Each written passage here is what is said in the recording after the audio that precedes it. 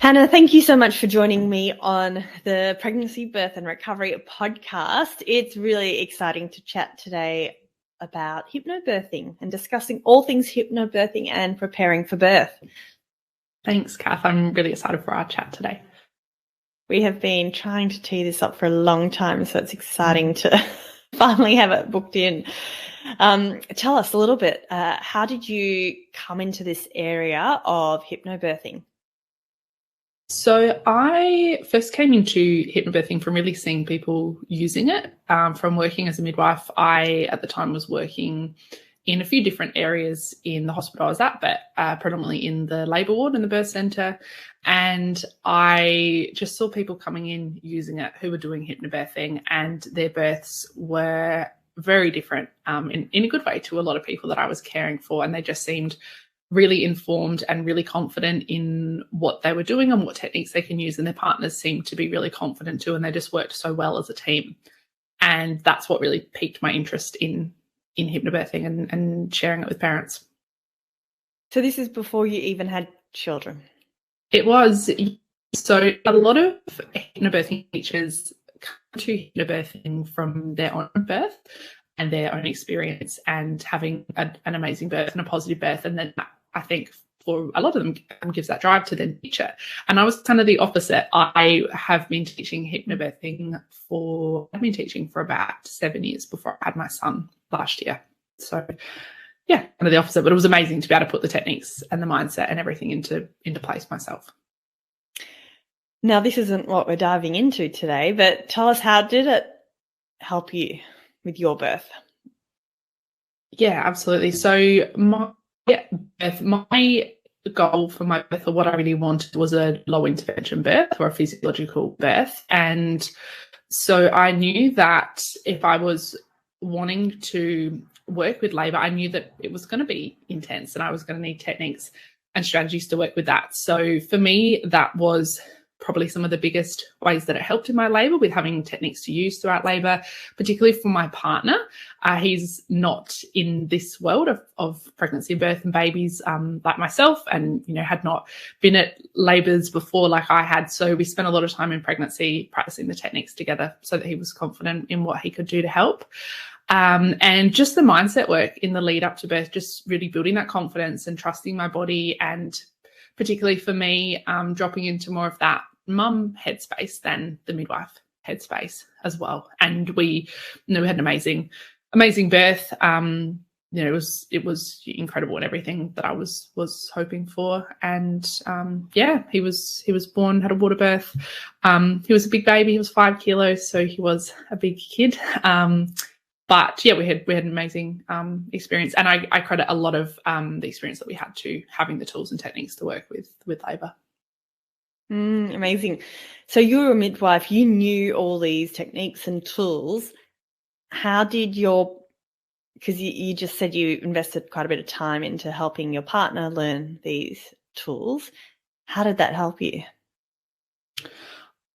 I know from seeing families and seeing couples working together in labour how big an impact the partner is, especially if they can be confident in what they're doing and they can stay calm too, because it's all quite unknown for them, right? And can be quite overwhelming for partners as well, and quite foreign.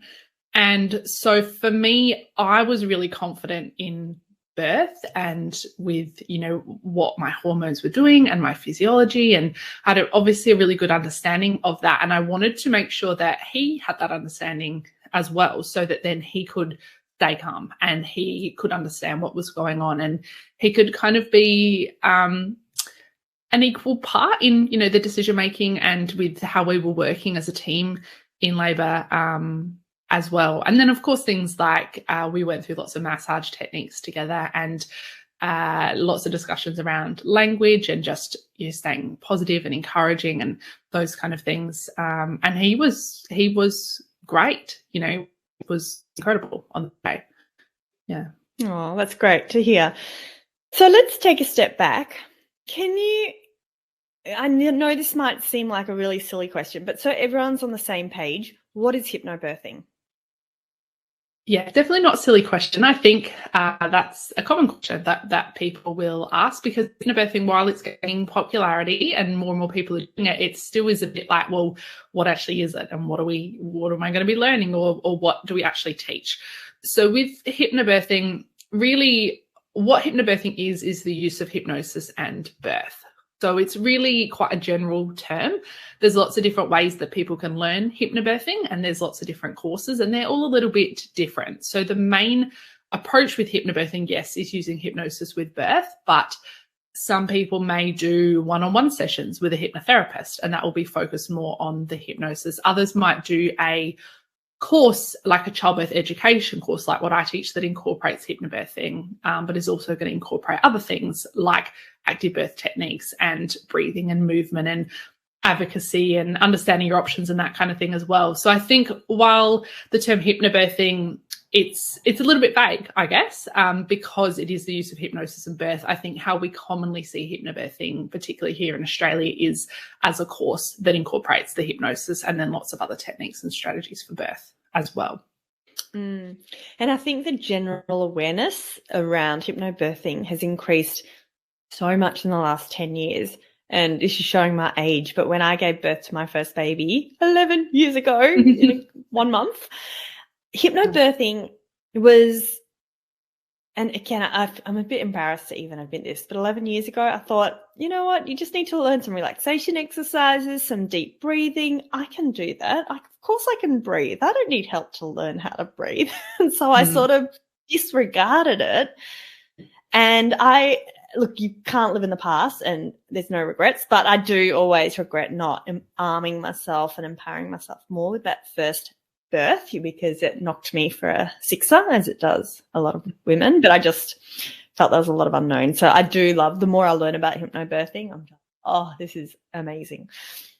Yeah, and I think that's where, I mean, there is a lot more awareness happening around what hypnobirthing is and what it isn't. And I think really hypnobirthing is about helping people to have a positive mindset when it comes to their birth and have tools and techniques, also really encouraging them to have the type of birth or work towards the type of birth that's right for them. So I think we often used to think hypnobirthing is just for people wanting no pain relief or wanting to avoid an epidural or things like that. But really it's for anyone who would like to feel more in the driver's seat and would like to have more strategies and more information around the different options when it comes to birth. Okay. So in you saying that, is there any evidence or research to show that does hypnobirthing work? And I guess importantly, how does hypnobirthing work? Yes, so hypnobirthing, I think, is always going to be something that's a little bit tricky to research, given that each program is so different. So when we look at the research around hypnosis, some studies look at people that have attended courses, and that might be a 3-hour course or it might be a 12-hour course. They've looked at sometimes courses that include partners or those that mums attend on their own. And that to me is always going to be, I think this is the thing, that research is always going to be a little bit varying, because of, like, for me, partner support is massive and is a massive part of what I teach. So it's a little bit tricky. I know there is a Cochrane review that has been done on hypnosis and using hypnosis in birth, and that looked at a number of studies. I think off the top of my head, it was about 8 or 9 studies. They did acknowledge that a lot of those studies were quite small numbers and small populations, and that's, you know, what I find when I'm looking at the research as well. But what they did find is that there may be a decrease in need for pain relief and more satisfaction in the pain relief, as in mum's satisfaction with the intensity kind of her labour. So that was quite small research, but what we are starting to see, which I actually find more interesting because I feel like it aligns more with what I teach, is more research looking at independent childbirth education courses that incorporate techniques like breathing, visualization, movement, relaxation, active birth positions, partner support, those kind of things. We've got a few studies coming out now looking at a course like that compared to the standard hospital courses, and there has been actually quite a big change in the number of women having an epidural and having a emergency caesarean or a non-elective caesarean in those that did the course that incorporated the techniques versus those that did the standard hospital course. So I find that research quite interesting, because for me, teaching hypnobirthing, I do teach it as part of a course. The hypnosis that we teach is all self-hypnosis, and while it's a really important part of the course, it's not hypnotherapy, and it's not one-on-one sessions with a hypnotherapist. And I often say that it's probably about 10% of everything that we teach in the course. So I always look at that research as well when I'm looking at what I'm teaching and what I'm incorporating into my course. But it would be amazing to see more research around hypnobirthing, and it's something I would like to get into in the future. Oh, there you go. Just another thing to add to your plate. Yes, exactly. Easy. Not in the maybe a little bit distant future. Okay, so you mentioned, just to summarize what you said, you mentioned that hypnobirthing might help with reducing the amount of pain relief. It might reduce the intervention required with birth, and it might improve the woman's satisfaction of her birth. Were they the three main ones you just mentioned? Yeah, I think that's the main things that I would see. And I think especially what I see with my clients a lot is they are more confident and calm throughout their pregnancy and the last few weeks of pregnancy, and they feel more confident in their decisions.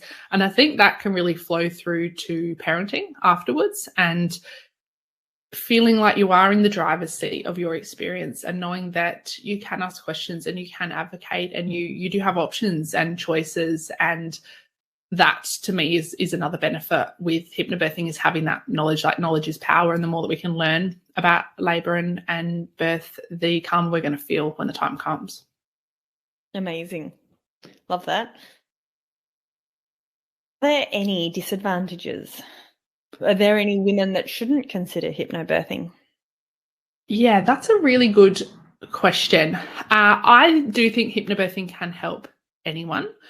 I think there are various options for people depending on what they're hoping for. I think most hypnobirthing courses, and including my group course that I run, are more aimed at those that are hoping for a low intervention birth. I think we have a lot of focus on hormones and techniques to work with that intensity of labour.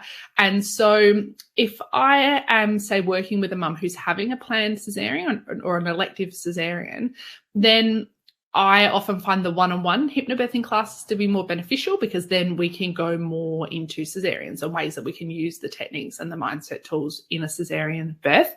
I think sometimes for mums, it can be a bit frustrating learning about all the amazing hormonal cocktail that can happen with physiological birth when they know they're not going to be going down that path. So I would say that maybe certain course options would be more suited to someone's journey. But I do think that hypnobirthing can help anyone, no matter what type of birth they are planning.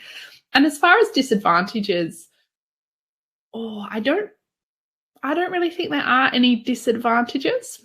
I think it can be quite eye-opening for mums and partners, and can really, be quite eye-opening with some of our intervention rates in Australia, and navigating our maternity system, and some of the potential conflicts with hospital policy, how it's not always aligned with the latest research and evidence that we're seeing and things that are coming out. So I think it can be quite an eye-opener for families. And often people say they learn a lot more in the course than they were expecting, which to me is always helpful. Yeah, that's great. Okay, so I know this is a podcast episode and you offer a brilliant course and services to help with this. So if anyone wants to find out more, check the links in the bio. But for all the listeners today, so they can finish this podcast episode with something a bit more meaty and juicy, some practical information. What would be your, let's say three beautiful practical strategies for mums who, let's say, their birth's tomorrow and they haven't had time to do a hypnobirthing course. Let's do it. 3 practical strategies, tips for women that they can actually use? I'm putting you on the spot here. Absolutely, yeah. So let's say if what I was going to say was about building knowledge, so learning as much as you can, but let's just say if we do have a mum that is, going into labour tomorrow, or is 38 weeks pregnant, or 39 weeks or something like that, I would say one of the best things to do would be to sit down with your partner and talk to them about what you would ideally like for your birth. If you've read about anything, if you've heard about anything, and things like, do you want to use water? Do you want to use the shower or the bath in labour? Would you like a water birth? Would you like to be able to be active and birth in the position of choice that works for you and works for your body? Would you like an epidural? Would you like to use some of the other options like opioid medications or the gas? Are you open to that, or are you hoping to avoid those things? I think sitting down and having a really good discussion with your partner or whoever's going to be there with you for your birth is important, because they're not a mind reader and they're not going to know what to offer and what to suggest on the day when we haven't talked about it before. So that's a big strategy that I often talk about, and one that I think is quite easy to implement. And then I would also recommend a bit of work around releasing fears as well. I think it's really common for us to have some worries or fears around birth, and that's a big part of hypnobirthing, is working through that. But even just taking out a blank piece of paper and writing at the top, what do I fear about birth? And just seeing what it brings to light. Sometimes we can all be quite different with what worries we have or what fears we have when it comes to birth. And I take the approach of looking at it in 2 ways that we can tackle that. One is a more practical way, in that, do we need to learn more? Do we need to know more about something? Is that where that fear's coming from? Or really identifying, is it just someone's story that you've been told, or something that you've seen on TV or movies that's maybe not actually real life but has stuck in our brain a little bit? And so it can help to identify those things. And then there's much more we can go into with fear release around using affirmations and using lots of different strategies, which is a lot of what hypnobirthing is about, working on more the mindset of those fears. But even just identifying what they are and starting to explore them, and even chatting with your care provider, your midwife or obstetrician, about those things, because a lot of it, I think, does come down to that lack of knowledge and feeding into that fear of the unknown. And so I think fear release work can be a big topic, and I would say to people, if they do have more time, that's a great thing to go more in depth with. But it's something that I think we can always explore leading into birth. And the last tip, I think, for someone who's about to birth, I think just remember that there are thousands of women across the world every day who are giving birth, and you're not alone. And this is something that us as a species really have been doing for a very long time. And our bodies most of the time do know what to do. And I know it's sometimes hard to trust that, but think about in pregnancy, your body is growing this baby every day, and we're not having to think about what to do. We're not having to think about getting your placenta to send them certain nutrients or things like that. It just happens, right? And most of the time we grow, babies beautifully. And of course, sometimes we need medical interventions, and sometimes things fall outside of that realm of normal, and we have access to support for that if we need it, medical care for that if we need it. But at the end of the day, a contraction is the uterus muscle working, doing its job, doing, what it's designed to do. It's that real physiological intensity, and that muscle's working hard, but that muscle is doing its job. And so having that, I know we say trust in your body, but that whole trust in your body term, what does that actually mean for everybody is a little bit different, but just really having that confidence that this is a physiological event for our body. It's not necessarily an emergency waiting to happen, which is sometimes the narrative we hear a lot in society. Yeah. That's probably some big tips thrown in there, and a few different things. But I think this is the thing with birth preparation. It doesn't have to always be this complex thing. I think it is worth preparing for, because birth is a huge event in our lives, and it's something where, like you were saying with your first baby, a lot of people afterwards will say, I wish I had prepared a bit more. And I think it's so common, especially with our first baby, because it is that prevailing message in society a bit, I think, in that, you just go with the flow, don't have a birth plan. You just got to go with whatever happens. You can't control it. That's often what people get told. And then I think sometimes we get thrust into birth and it can be quite overwhelming. And that's when we go, okay, I wish I had learned a bit more. I wish I had prepared a little bit more. You're talking to me 10 years ago. I know, but it's hard. I think often women feel bad or feel like they should have prepared and that they should have done a course, and why didn't they? And I just really think that it's that messaging that we get in society, and we put a lot of trust in our care providers as well, and we sort of think that they'll just tell us what to do on the day, which of course they can provide their support, but I think having those resources yourself and that confidence yourself and with your support team and your partner is massive and goes a long way. And also supporting afterwards when you take your baby home and you guys are navigating it all as a team. And I say the exact same thing, but for postnatal recovery. Don't leave it by chance. Don't just assume you're going to, get stronger again, get back into running, like whatever it is that you want to get back into doing. Like, let's actually reinvest back into the body and be a little bit proactive about it, because you will thank yourself in the future. Exactly. And there's a lot that we can be proactive about, isn't there? We can't control every aspect of labour and birth and our recovery, but there is so much that actually is in our control and things that we can proactively work on. Amazing chat. Thank you, Hannah. I feel that was a beautiful, short and sweet episode. Perfect. Oh, that's good. I'm glad.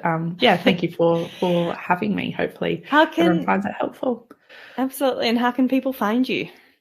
So the best place, I hang out on Instagram a lot, and I try and share lots of information and tips on there. So my Instagram is Hannah Willsmore Midwife.